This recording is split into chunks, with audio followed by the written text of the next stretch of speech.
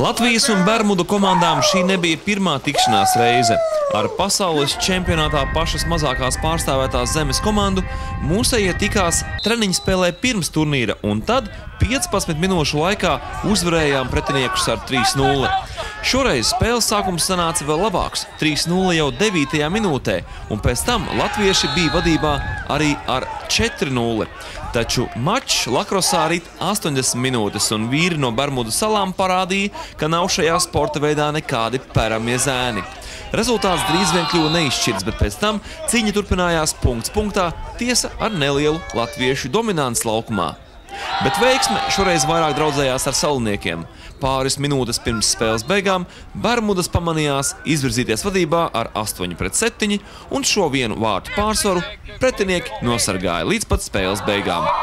Komandas bija, mēs abas divas bijām ļoti līdzvērtīgas un vienkārši uzvarēja stiprākais. Ne stiprākais, bet veiksmīgākais. Es esmu baigi lepns par šito spēli šodien. Ok, kā ir, tā ir. Nākamā pēdējā spēle šajā pasaules čempionātā Latvijas izlasēja par 20. vietu 30 komandu konkurencē ar Itāliju. Lauris Lisbauskis no Manchesteras speciāli LNT.